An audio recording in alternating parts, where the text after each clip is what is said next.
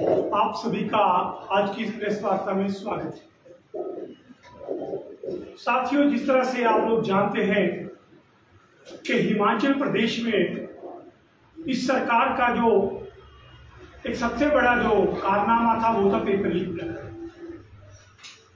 Paper leak प्रकरण में बड़े दुखद पहलू ये है कि लगातार पिछले 15 दिनों से एक ही बात छप रही है कि मास्टरमाइंड गिरफ्तार, मास्टरमाइंड गिरफ्तार, मास्टरमाइंड गिरफ्तार। हमें समझ में नहीं आता कि जब भी कोई पकड़ा जाता है तो सरकार कहती है यही मास्टरमाइंड है, जबकि हमारा मानना है कि सरकार पेपर लीक प्रकरण में अभी तक अपनी साख बचाने में जुटी है। ये वो प्रकरण है जिसमें लाखों प्रदेश के बेरोजगार युवाओं के साथ अन्याय हुआ है। अन्याय होने के बाद जब उन्हें न्याय देने की मांग उठी तो ये सरकार जागी और इस पेपर लीक प्रकरण की जांच हुई। अब तक इसमें 121 लोगों पर कार्रवाई हो चुकी है, लेकिन बड़ी हैरानी की बात है उसमें सबसे अधिक लोग वो गिरफ्तार है जिन्होंने पेपर खरीदा था या पेपर दिया था। लेकिन जिस एजेंसी के पास पेपर को करवाने की जिम्मेवारी थी, जिन लोगों के पास पेपर करवाने की जवाबदेही थी, उन लोगों से अभी तक कोई भी कार्रवाई नहीं की।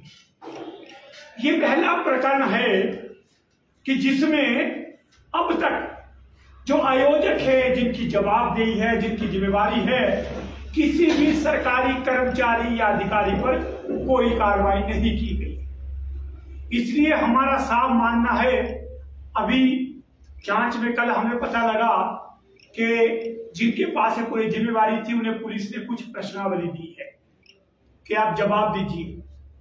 लेकिन जब भी कोई इस तरह का घोटाला सामने आता है, पेपर लीक प्रकरण सामने आता है, सबसे पहले कार्रवाई पेपर करवाने वाली एजेंसी पर की जाती है, क्योंकि पेपर की सुरक्षा और उसको पूरे बेहतर तरीके से, सुरक्षापूर्ण तरीके से, गोपनीय तरीके से करवाना उस एजेंसी की जिम्मेवारी है। लेकिन इस सरकार की हिम्मत नहीं है कि वो उन अधिकारियों पर, उन लोगों पर हाथ डाले, क्योंकि कहीं ना कहीं इससे ये हमारी इस बात को पूरा बल मिलता है कि पेपर लीक प्रकरण कहीं ना कहीं प्रदेश सरकार के साथ जुड़ा है। हो सकता है इसमें कुछ बड़े लोग हैं जिनको बचाने का प्रयास किया जा रहा है और बाहर से जो लोग पकड़े जा रहे हैं उन्हें मास्टरमाइंड बताया जा रहा है। एक और भर्ती प्रदेश सरकार करने जा रही है, मल्टीटास्क वर्कर। मैं आज ही बता दूं कि ये जो मल्टीटास्क वर्कर भर्ती है, ये प्रदेश के इतिहास में एक और घोटाला होने वाला है।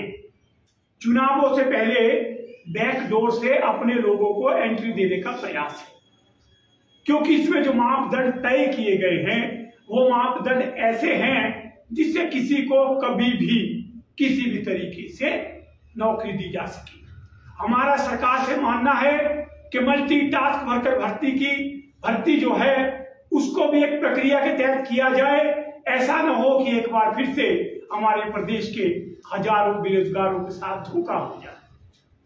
और अगर मल्टीटास्क वर्कर भर्ती प्रक्रिया को पूरी तरह से पारदर्शी नहीं बनाया जाता है तो निश्चित तौर पे हम कहेंगे कि सरकार एक बार फिर से बैकडोर से अपने लोगों को भर्ती करने की तैयारी कर रही है, जिसका हर स्तर पर आम आदमी पार्टी कड़ा विरोध करेगी।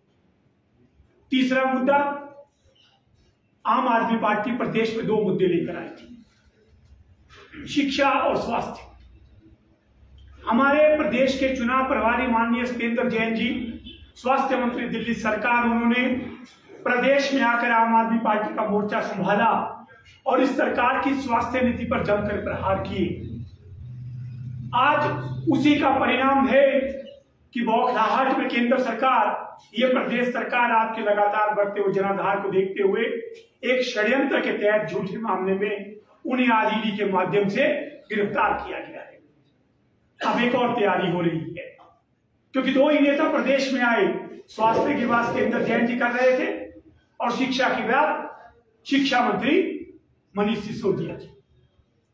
ये सरकार 2019 में भाजपा के 2 नेताओं द्वारा जुलाई 2019 में एक शिकायत एंटी करप्शन ब्यूरो ACB को देते हैं, लेकिन आज तक लगभग 3 साल में उस शिकायत पर कोई कार्रवाई नहीं होती।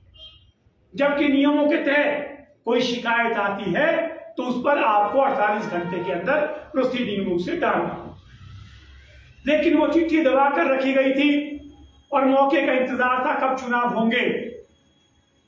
माननीय अरविंद केजरीवाल जी ने भी प्रेस कॉन्फ्रेंस करके स्पष्ट तौर पे कहा है कि अब उनका निशाना हो सकता है आने वाले समय में मनीष सिसोदिया जी हो, क्योंकि प्रदेश में जिस तरह से स्वास्थ्य व शिक्षा के मुद्दे पे भाजपा को घेरा गया है बहुत रात है, और केंद्र सरकार इस तरह की कार्रवाई कर सकती है, तो हमारा आग्रह है इस पूरी की पूरी सरकार से, मोदी सरकार से, केंद्र सरकार से, प्रदेश सरकार से। आपको लगता है इस तरह की कार्रवाई करके आप आम आदमी पार्टी को डरा सकेंगे, तो आपकी गलतफहमी। आपने बता दूं, दिल्ली में हमारे 44 विधायकों के खिलाफ मामले दर्ज करवाए थे, उनमें 32 को गिरफ्तार किया था, सभी के सभी बाइज्जत बरी होकर बाहर आए हैं, यानी मोदी सरकार का क्लीन चिट लेकर बाहर आए। माननीय मनीष सिसोदिया के घर पर CBI ने 2 बार रेड की है, CM के कार्यालय पर 2 बार रेड की है, लेकिन मिला कुछ नहीं है। ये जो राजनीतिक प्रतिशोध से कार्रवाई होती है, हम डरते नहीं, आप शौक से कीजिए। हम कहते हैं आप एक बार में अरविंद केजरीवाल जी को, पूरे मंत्रिमंडल को, सभी विधायकों को, यहां तक कि हिमाचल प्रदेश में जो आम आदमी पार्टी के हम जैसे छोटे कार्यकर्ता हैं, जो लोग आज आम आदमी पार्टी से जुड़े हैं, आप उन्हें भी गिरफ्तार कर लीजिए। आप एक बार समय सीमा तय कर लीजिए कि हम इतने समय में जांच पूरी करेंगे और हम आपकी सो कॉल्ड क्लीन चिट लेकर जनता के बीच। हार को देखकर बौखलाइए मत, चुनौतियों का सामना करना सीखिए। 4.5 साल में आपने कुछ किया होता तो आज हालात ये नहीं होते कि आपको मजबूरी में केंद्रीय एजेंसियों का इस तरह के दुरुपयोग करना होता।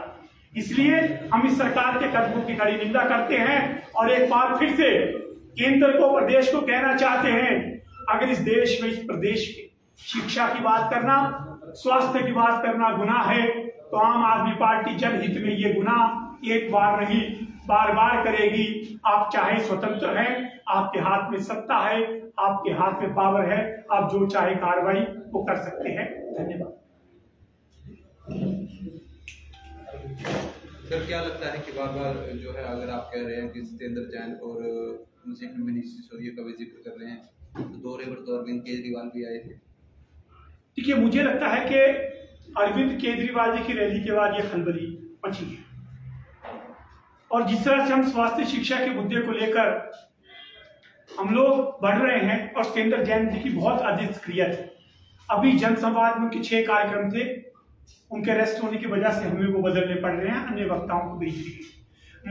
मनीष सिसोदिया जी भी 2 दिन के हिमाचल दौरे पे आए हैं, और जिस तरह से उनके खिलाफ एक 3 वर्ष पुरानी शिकायत पर अब कार्रवाई करने की तैयारी है, और उसकी टाइमिंग, इन सबसे स्पष्ट पता लग रहा है कि इरादे जांच के नहीं है, इरादे कुछ और है, और हमारे विरोध उसी से ही है। और हमें देश की न्यायपालिका पर पूरा भरोसा है। न्यायपालिका से अगर ये कार्रवाई करती है ये सरकार, केंद्र की सरकार डरकर, तो न्यायपालिका से जिस तरह से हमारे बाकी लोगों को न्याय मिला है उस तरह से इन मामलों में भी न्याय होगा। लेकिन इस सरकार की सच्चाई की पोल जो है सबके सामने। आपकी टीम क्यों नहीं बन पा रही है? आप अकेले प्रवक्ता ही हैं, आपका प्रदेश अध्यक्ष नहीं है, कोई प्रदेश उपाध्यक्ष। देखिए, मुझे लगता है कि सबसे इम्पोर्टेंट कड़ी होती है विधानसभा अध्यक्ष, वो हर विधानसभा में, और हमारे आज धर्मशाला में हमारा जनसंवाद है। पूरे प्रदेश में हर विधानसभा क्षेत्र में हमारे जमीनी स्तर पे कार्यक्रम हुए, बड़े कार्यक्रम हुए, जनसंवाद भी, जन परिवर्तन भी, और हमारे प्रदेश की भी अतिशीघ्र जो है वो घोषणा होने वाली है, क्योंकि जमीन पे काम करना ज्यादा जरूरी है विधानसभा स्तर पर। वहां पर हमारे काम हो रहे हैं, और बड़े कार्यक्रम हमारे जो है विधानसभा क्षेत्र, सभी विधानसभा में कार्यक्रम हो रहे हैं। अब इसके बाद एक और बड़ा कार्यक्रम हमारा आने वाला है, वो भी अतिशीघ्र आपके साथ पूरा कार्यक्रम चर्चा करके जो है घोषणा की।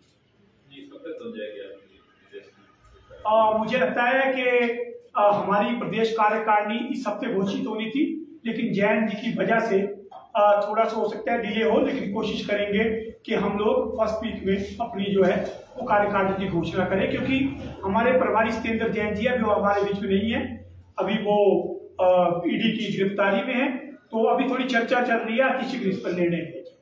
भारतीय जनता पार्टी जो पंजाब में घटनाएं हुई है जिससे सरकार की छवि खराब हुई, तो क्या लगता नहीं है हिमाचल के वोटर्स प्रभावित होंगे? मुझे लगता है कि पंजाब में सिद्धू मूसेवाला जी का कत्ल है वो गैंगवार के माध्यम से हुआ है। मैं आपका ध्यान दिलवाना चाहूंगा उससे बड़े मुद्दे पर। एक फिल्म आई कश्मीर फाइल, सभी नेताओं ने देखी, करोड़ों रुपया उस फिल्म ने बनाया, कश्मीरी पंडितों का नाम बेचा गया। जब धारा 370 कश्मीर से हटाई गई थी तो केंद्र की सरकार ने बहुत दावा किया था कि अब कश्मीर सुरक्षित हो गया है। बड़े दुख से कहना पड़ रहा है कि आप जो इससे पहले पलायन हुआ था उसके लिए पुरानी सरकारों को दोषी ठहराते हैं, लेकिन कश्मीरी पंडितों का सबसे बड़ा पलायन आज हो रहा। आज कश्मीरी पंडितों ने कश्मीर से पलायन करने की चेतावनी दे दी है और वो वहां से वापिस आ रहे हैं। उन्हें जबरदस्ती उनके कैंपों में पुलिस द्वारा रोक कर रखा जा रहा है। पिछले 1 महीने में 13 हिंदुओं को टारगेटेड करके कश्मीर में मारा जा रहा है। चिंता की बात वो है, हमारे सुरक्षा बल के जवानों को घात लगाकर मारा जा रहा है। क्या अब देश खतरे में नहीं है? क्या अब हिंदू खतरे में नहीं है? सिद्धू मूसेवाला जी का मामला जो था वो एक 2 गैंग्स की लड़ाई के बीच में ये मामला सामने आया था, लेकिन कश्मीर का मामला देश से जुड़ा है। देश विरोधी तत्व आज कार्रवाई कर रहे हैं और हमारे गृह मंत्री जी कल पृथ्वीराज चौहान फिल्म देख रहे हैं। क्या ये भाजपा का मॉडल है? ये देशभक्ति है? ये राष्ट्रभक्ति है? या कश्मीर फाइल 2 बनाने के लिए नई स्क्रिप्ट बनाई जा रही है? हम कड़ी निंदा करते हैं जो कश्मीर में हो रहा है और हमारा आग्रह है मोदी जी से, फिल्मों की स्क्रिप्टें मत बनाइए, आप कश्मीरी हिंदुओं को बचाइए। पड़ोसी राज्य हैं हिमाचल प्रदेश, जम्मू कश्मीर और टारगेट किलिंग के आम आदमी पार्टी हिमाचल का क्या रुख है, क्या कहेंगे? देखिए, मुझे लगता है आम आदमी पार्टी का देश का हर व्यक्ति किसी भी तरह की हिंसा होती है, वो चाहे मूसेवाला की मौत हो, वो चाहे टारगेट किलिंग हो, हिंदुस्तान के किसी भी हिस्से जहां पर भी इस तरह का होगा उसकी कड़े शब्दों में निंदा करें और ऐसे तत्वों के खिलाफ कड़ी कार्रवाई करने की मांग की।